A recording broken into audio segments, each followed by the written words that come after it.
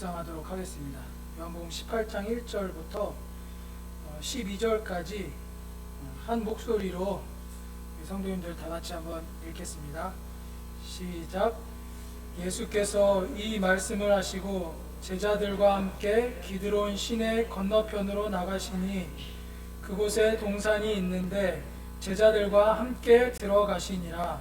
그곳은 가끔 예수께서 제자들과 모이시는 곳이므로 예수를 파는 유다도 그곳을 알더라. 유다가 군대와 대제사장들과 바리사인들에게서 얻은 아랫사람들을 데리고 등과 횃불과 무기를 가지고 그리로 오는지라. 예수께서 그 당할 일을 다 아시고 나아가 이르시되 너희가 누구를 찾느냐?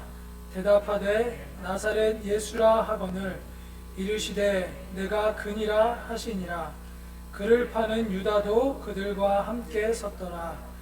예수께서 그들에게 내가 그니라 하실 때에 그들이 물러가서 땅에 엎드러 지는지라. 이에 다시 누구를 찾느냐고 물으신대 그들이 말하되 나사렛 예수라 하거늘 예수께서 대답하시되 너희에게 내가 그니라 하였으니 나를 찾거든 이 사람들이 가는 것은 용납하라 하시니 이는 아버지께서 내게 주신 자 중에서 하나도 잃지 아니하였사옵나이다 하신 말씀을 응하게 하려 함이러라. 이에 시몬 베드로가 칼을 가졌는데 그것을 빼어 대제사장의 종을 쳐서 오른편 귀를 베어버리니 그 종의 이름은 말고라. 예수께서 베드로더러 이르시되 칼을 칼집에 꽂으라. 아버지께서 주신 잔을 내가 마시지 아니하겠느냐 하시니라. 이에 군대와 천부장과 유대인의 아랫사람들이 예수를 잡아 결박하여 오늘 장면은 예수님이 붙잡히시는 장면까지 오늘 말씀을 교제하도록 하겠습니다. 오늘 말씀 제목은 아버지의 뜻을 받드는 삶이라는 제목으로 성도님들과 교제를 하고자 합니다. 먼저 본문의 배경을 좀 살펴보면요. 본문의 배경은 요한복음 전체에서 이제 이 본문의 위치를 먼저 살펴볼 필요가 있는데 1장부터 12장까지는 이제 예수님의 공생의 사역에 대한 부분이고 13장부터 17장까지는 예수님께서 이제 제자들에 대해서 가르치는 이런 내용들이 쭉 기록이 되어 있습니다. 그리고 오늘부터 이제 살펴보게 될 18장부터 마지막 21장까지는 예수님의 고난과 죽음 그리고 부활에 대한 이런 부분들이 있습니다.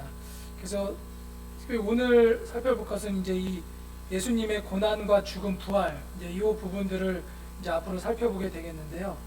이 18장의 사건들을 좀 살펴보면 이때가 이제 예수님이 금요일 날 이제 십자가에 못 박히시는데 그 하루 전날입니다. 그래서 목요일 날 밤에 이 가룟 유다가 배반하고 예수님을 이제 잡으러 오는 이런 사건이 이제 18장의 초반부에 기록이 되어 있고, 그 다음에 이제 예수님께서 붙잡히신 후에 사내들인 공회에 가서 신문을 이제 밤새도록 이렇게 신문당하시는 이런 장면이 그려져 있고, 그 다음에 이 금요일날 이제 금요일날 자정부터 밤을 새고 금요일날 아침에 이 로마 총독인 빌라도에게 가서 또 이제 재판을 받는 이런 과정들이 오늘 이 18장 안에 담겨져 있습니다. 그래서 오늘은 그 중에서도 이 배반과 체포 이 첫 번째 부분에 대해서 성도님들과 교제를 하고자 합니다. 이 예루살렘 성전을 중심으로 이 예루살렘을 보면 여기 이제 번호가 매겨져 있고, 제가 이 예수님께서 이제 십자가에 달리시기 전까지 이 위치의 이동을 이렇게 좀 살펴봤는데요. 저희가 제일 먼저 살펴볼 것은 여기에 있는 이제 6번입니다. 그래서 6번에서 이제 13장부터 17장까지 그 다락방에서 유월절 만찬을 예수님께서 제자들과 같이 이렇게 나누신 후에 그 다음에 오늘 이제 살펴본 18장 1절에서 보면 이 7번 여기가 이제 기드론 시내가 흐르고 있습니다. 그래서 기드론 시내를 건너서 이 8번 겟세마네 동산에 이제 도착을 하시는 것이 이제 오늘 장면이고, 겟세마네 동산 바로 앞에 이 감람산이 있습니다. 그래서 저도 가보진 않았는데 이 감람산에 앞에 있는 겟세마네 동산에서 이제 오늘 일어나는 장면입니다. 그래서 예수님께서 여기서 이제 로마 군인들에게 이제 붙잡히신 후에 이 대제사장 가야바의 장인인 안나스의 집인 여기가 이제 9번입니다. 그래서 이 9번에 가서 신문을 받으시고, 그 다음에 이제 이 요한복음에는 이제 기록이 안 돼 있는데 마태복음에 보면 26장에 보면 이 산헤드린 공회에 가서 이제 이게 신문 당하시는 이제 이런 부분들이 10번입니다. 그래서 이 10번에서 이제 밤새 신문을 당하신 후에 그 다음에 이제 금요일날 아침이 됐을 때 이 11번이 이제 로마 총독의 관저인데, 이 로마 총독의 관저에 와서 빌라도에게 신문을 받으시고 그 다음에 이제 십자가를 지시기 위해서 이 골고다로 이렇게 이제 올라가시는 이러한 이동 경로를 저희가 먼저 관찰을 해볼 필요가 있겠습니다. 본문에 나오는 이제 이 등장 인물들을 좀 보면 크게 세 부류를 제가 좀 확인을 했는데, 첫 번째는 가룟 유다 일행입니다. 가룟 유다 일행은 여기 보면 이제 이 3절에 보면 이제 군대가 나옵니다. 이제 그래서 유다가 군대와 대제사장들과 바리새인들에게서 얻은 아랫사람들을 데리고, 여기 이제 그 표현을 보면서 군대를 대동하고 있고, 이 군대의 규모가 어느 정도인지를 가늠할 수 있는 부분이 그 뒤에 보면 이제 12장에 다시 표현한 것이 이제 군대와 천부장과 유대인의 아랫사람들이 예수를 잡아 결박하여, 그래서 이 군대를 이제 규모가 정확하지는 않겠지만 여기에는 이제 12절에는 천부장으로 이렇게 표현되어 있고, 이 천부장은 1000명의 부하를 거느린 이제 이 지휘관을 천부장이라고 하는데, 오늘날로 치면 연대장급이 되고요, 대령에 해당되는 이제 이런 계급이 됩니다. 그러니까 1000여 명의 부하를 거느린 이제 이런 천부장이 이 군대를 끌고 이제 뭐 그 군대를 다 끌고 왔는지 그 일부만 끌고 왔는지는 정확하게 모르겠지만 아무튼 천부장과 이 유대인들이 결탁이 됐다라는 것을 알 수가 있습니다. 그래서 이 군대와 그 다음에 이제 대제사장들, 그 다음에 이제 아랫사람들이라고 되어 있는데, 이 아랫사람들은 다른 번역본에 보면 이제 성전을 지키는 성전 경비병들이라고 이렇게 좀 표현이 되어 있습니다. 그래서 유대인과 이 로마 군인이 결탁되어 있어 예수님을 잡으러 왔다는 것을 알 수가 있습니다. 그리고 이들이 가져온 휴대했던 무기들은 여기 이제 3절에 계속 보면 등과 횃불과 또 무기를 가지고 이렇게 이제 왔던 것을 볼 수가 있습니다. 이에 반해서 이제 예수님은 제자들을 보호하시는 이런 모습이 그려져 있고, 그 다음에 무력을 쓰지 않고 스스로 이렇게 잡히시는 이런 모습이 그려져 있고, 또 제자들은 여기에 이제 요한복음에는 생략되어 있지만 여기서 이제 겟세마네 동산에서 이제 예수님께서 제자들을 데리고 기도를 하실 때에 이 베드로와 요한, 야고보를 데리고 이제 그 기도를 이제 하러 가시는데, 거기서 이제 이 세 명의 제자들이 그 예수님의 기도하는 동안에 잠을 참지 못하고 잠드는 이런 모습도 그려져 있고, 또 베드로 같은 경우는 이제 칼을 뽑아서 이 말고의 종의 이 귀를 자르는 이런 무력을 사용하는 부분이 있고, 그 다음에 또 뒤에서 살펴보겠지만 이제 예수님을 3번 부인하는 이런 모습들이 그려져 있습니다. 그리고 또 마태복음 26장과 마가복음 14장을 보면 제자들이 예수님을 버리고 도망했다라는 이런 표현들이 그려져 있습니다. 그래서 이 본문의 등장인물들은 크게 이렇게 세 부류로 나눠볼 때 가룟 유다 일행들이 했던 모습과 행동, 그 다음에 예수님의 모습과 행동, 그 다음에 제자들의 이 모습과 행동이 서로 이렇게 대조되고 있는 것을 저희가 살펴볼 수가 있습니다. 이러한 저희가 관찰한 내용들을 바탕으로 영상에 대한 부분들을 좀 살펴보고자 합니다. 그래서 이 영상을 보면서 저희가 이 말씀에서 본 것과 이 영상으로 표현된 것이 무엇이 같고 무엇이 다른가, 이런 부분들을 생각하시면서 보시면 도움이 되리라고 생각이 들어집니다.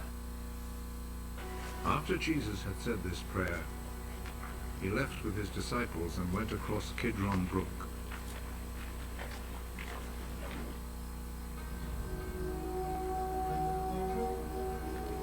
There was a garden in that place, and Jesus and his disciples went in.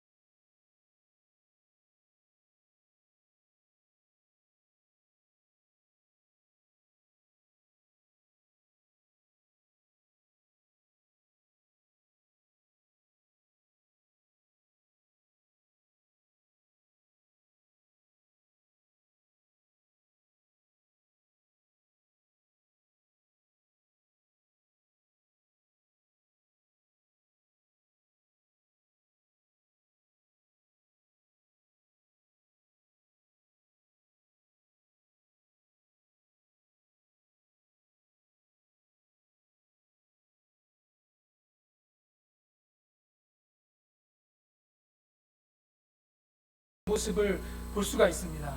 2절의 뒷부분을 보면 예수를 파는 유다도 그곳을 알더라 이런 표현을 봤을 때 예수님께서 그 장소를 가면 붙잡히신다는 것을 이미 알면서도 아버지의 뜻이기 때문에 그것을 스스로 찾아가시는 모습이 있고 4절에도 그 당할 일을 다 아시고 라는 이런 표현을 통해서 알면서도 예수님께서 가시는 모습, 그리고 자기를 찾으러 오는 그 로마 군인들에게 내가 그니라 라고 이렇게 반복해서 말씀하시는 이런 것들을 통해 봤을 때 하나님께서 아버지의 뜻을 인정하시고 이제 결단하시고 그 뜻을 적극적으로 이행하셨던 이런 모습이 그려져 있습니다. 그래서 전에는 예수님께서 이제 이 붙잡으려고 오는 이런 사람들을 피해서 가시기도 하고 이제 이랬을 때에는 그때는 아버지의 때가 아니기 때문에 주님께서 이렇게 피하셨지만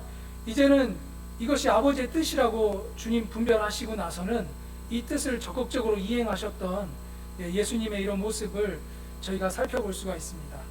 그리고 세 번째로는 이 뜻을 이행하시고 더 나아가서 이제 아버지의 뜻을 완수하셨던 이런 주님의 모습을 볼 수가 있습니다. 9절 말씀을 보면 아버지께서 내게 주신 자 중에서 하나도 잃지 아니하였사옵나이다 라는 그런 말씀을 응하게 하려 하심이라. 그래서 자기를 잡으러 오는 이 로마 군인들에게 내가 여기 있으니까 너희들 나를 찾고자 하는 사람을 찾았으니까 남은 제자들은 보내줘라 라고 하는 이런 말씀을 통해서 이 아버지께서 내게 주신 자 중에서 하나도 잃지 아니하겠다는 그 앞에 있는 17장 말씀을 세상을 위한 기도 17장 24절인가요? 17장 24절 한 장 앞에 넘겨보면 읽어보겠습니다. 아버지여 내게 주신 자도 나 있는 곳에 나와 함께 있어 아버지께서 창세전부터 나를 사랑하심으로 내게 주신 나의 영광을 그들로 보게 하시기를 원하옵나이다. 그래서 이 내게 주신 자 중에서 하나도 잃지 않았다라는 이런 말씀을 응하게 하시는 이런 모습을 볼 수가 있습니다. 그래서 오늘 성도님들과 살펴보고자 하는 내용들은 하나님이 주신 사명에 대한 부분입니다. 그래서 하나님이 주신 사명은 그분의 뜻을, 아버지의 뜻을 인정하는 것이고, 하나님이 주신 사명은 아버지의 뜻을 이행하는 것이고, 하나님이 주신 사명은 이 아버지의 뜻을 완수하는 것이다. 이 내용을 우리 성도님들이 기억하시면 좋겠습니다. 그래서 이 하나님이 주신 사명은 하나님의 뜻을 인정하고 그 뜻을 이행하고 완수하는데, 이것을 한마디로 표현하면 하나님이 주신 사명은 바로 그분의 뜻을 받드는 것이다. 그래서 주제는 하나님이 주신 사명이 되겠고, 중심 사상은 하나님이 주신 사명은 그분의 뜻을 받드는 것이다. 그래서 이 세 가지 사항에 대해서 좀 더 구체적으로 좀 살펴보고자 합니다. 첫 번째, 하나님이 주신 사명은 그분의 뜻을 인정하는 것입니다. 그래서 예수님도 하나님의 뜻을 인정하셨던 것을 볼 수가 있습니다.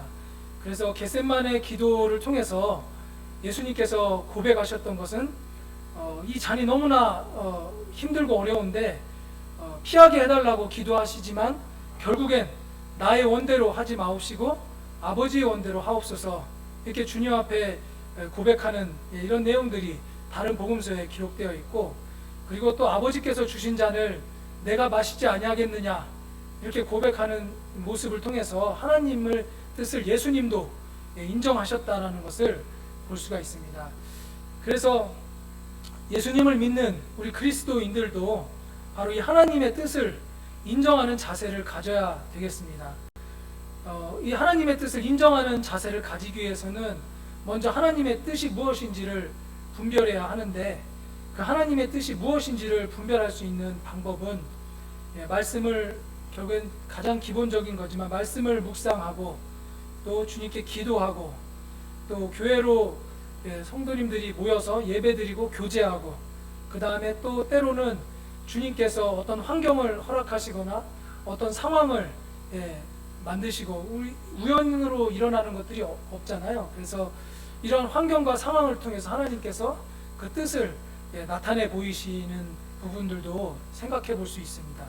그래서 이런 환경이나 상황 속에서 또 주님의 뜻을 분별할 때 분별하는 것으로 그치는 것이 아니라 이 하나님의 주권을 인정하는 자세가 필요합니다.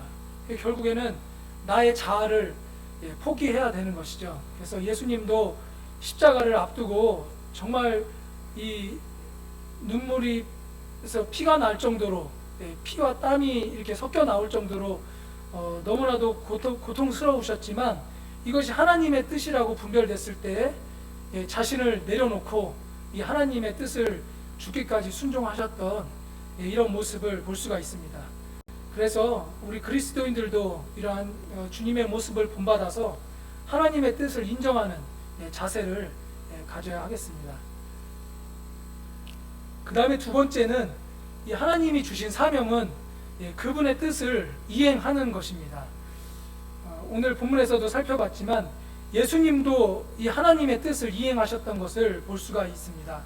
2절에 보면 유다도 아는 장소로 예수님께서 잡히시기 위해서 나아가셨던 모습을 볼 수가 있고요. 그 다음에 잡히실 줄 알면서도 내가 그니라 라고 이렇게 자기를 잡으러 온 로마 군인들에게 나를 잡아가라 이렇게 이제 말씀하시는 이런 모습을 볼 수가 있고, 예수님께서 스스로 목숨을 버리셨던 이런 모습도 알 수가 있습니다. 앞으로 좀 넘기셔서 요한복음 10장 18절 말씀을 좀 보면요, 요한복음 10장 18절 말씀을 좀 다 같이 살펴보면 여기에 이렇게 기록되어 있습니다. 이를 내게서 빼앗는 자가 있는 것이 아니라 내가 스스로 버리노라. 나는 버릴 권세도 있고 다시 얻을 권세도 있으니 이 계명은 내 아버지에게서 받았노라 하시니라. 그래서 예수님이 목숨을 빼앗기는 것이 아니라 예수님 스스로 버린다 이렇게 고백을 하시는 것을 알 수가 있습니다. 그래서 이 앞에서 예수님께서 이 하나님의 뜻이라고 분별되었을 때에는 이 뜻을 이행하는데 적극적으로 주님께서 이 아버지의 잔을 마시는 이런 모습을 살펴볼 수가 있습니다. 그래서 이 예수님을 믿는 우리 그리스도인들도 이 하나님의 뜻을 분별했다고 하면 그 하나님의 뜻을 이행하는 이런 자세를 가지는 것이 마땅하겠습니다. 이 하나님의 뜻을 이행하는 데 있어서 오늘 본문을 통해서 좀 저희가 배울 수 있는 교훈은 육신적인 수단으로 하면 안 된다는 것이죠. 하나님의 뜻을 이행하는데 내가 어떤 나의 노력과 행위로 해서는 안 된다는 것이 오늘 모습 속에 나타나 있습니다. 여기 보면 이 3절에 이 유다와 그 군대 일행들이 이 예수님을 붙잡기 위해서 자기들의 뜻을 이루기 위해서 했던 것이 뭐냐면 등과 횃불과 무기를 가지고 예수님을 잡으러 오잖아요.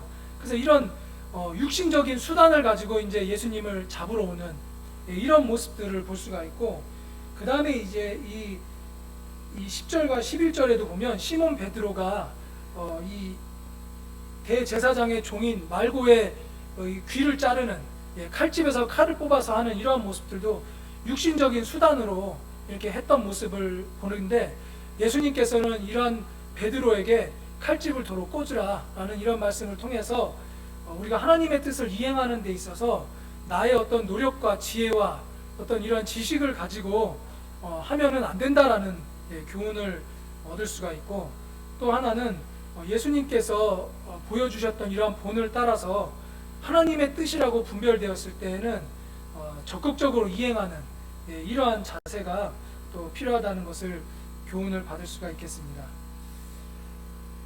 세 번째는 이 하나님의 주신 사명은 그분의 뜻을 완수하는 것이 되겠습니다. 그래서 예수님께서도 하나님의 뜻을 완수하셨습니다. 그래서 이 8절에 보면 예수께서 대답하시되 너희에게 내가 그니라 하였으니 나를 찾거든 이 사람들이 가는 것은 용납하라 하시니, 그리고 9절에서 이는 아버지께서 내게 주신 자 중에서 하나도 잃지 아니하였사옵나이다 하신 말씀을 응하게 하려 함이로라. 그래서 제자들을 보호하시고 아버지의 말씀을 응하게 하셨고, 그 제자들을 보호하시고 아버지의 말씀을 응하게 하셨던 궁극적인 목적은 바로 저희가 아까 살펴봤던 17장 24절에 보는 것처럼 여기 보면 아버지께서 내게 주신 자도 나 있는 곳에 나와 함께 있어. 그래서 결국에는 하늘나라에 이 제자들을 이 땅에서 보호할 뿐만이 아니라 궁극적으로는 예수님이 죽으시고 부활하시고 승천하셔서 계신 이 하늘나라에 이 제자들도 함께 있게 하기 위해서다라는 것을 저희들 교훈을 받을 수가 있습니다. 그래서 우리 예수님을 믿는 이런 그리스도인들도 하나님의 뜻을 이행하되 적극적으로 하되 그것이 끝이 아니라 완수하는 그런 자세를 가져야 한다는 교훈을 얻을 수가 있습니다. 그래서 하나님의 뜻을 완수하는 자세는 예수님의 계명을 지키는 삶이다라는 것을 저희가 이 앞에서 예수님께서 제자들에게 당부하시는 말씀들을 통해서 살펴볼 수가 있습니다. 요한복음 14장 15절 말씀을 좀 앞으로 돌아가서 살펴보면요, 너희가 나를 사랑하면 나의 계명을 지키리라. 주님 이렇게 말씀하셨고, 그 사랑하면 나의 계명을 지키는데 그 뒤에 이제 24절을 보면 15장 24절에 나를 사랑하지 아니하는 자는 내 말을 지키지 아니하나니 너희가 듣는 말은 내 말이 아니요 나를 보내신 아버지의 말씀이니라. 그래서 이 아버지의 말씀이 바로 하나님의 뜻인데 그 뜻을 따르지 않는 것이 잘못됐다라는 것을 볼 수가 있습니다. 그래서 이 예수님의 계명을 지키는 이런 삶이 바로 하나님의 뜻을 완수하는 삶이다, 완수하는 자세다라는 교훈을 얻을 수가 있습니다. 그리고 또 하나 하나님의 뜻을 완수하는 자세는 이제 15장에 가서 포도나무 비유를 통해서 성령의 열매를 맺는 이런 삶인 것을 볼 수가 있습니다. 15장 2절 말씀을 보면요, 물은 내게 붙어 있어 열매를 맺지 아니하는 가지는 아버지께서 그것을 제거해 버리시고 무릇 열매를 맺는 가지는 더 열매를 맺게 하려 하여 그것을 깨끗하게 하시느니라. 그래서 하나님의 뜻을 완수하는 이런 삶은 바로 열매를 맺는 삶이다라는 교훈을 얻을 수가 있습니다. 그래서 이러한 말씀들은 이제 예수님께서 붙잡히시는 이러한 현장에서 이 과거에 그 전날이죠, 하셨던 제자들과 당부하셨던 이런 말씀들 속에 다 답이 이제 담겨져 있는 것을 저희들 살펴볼 수가 있습니다.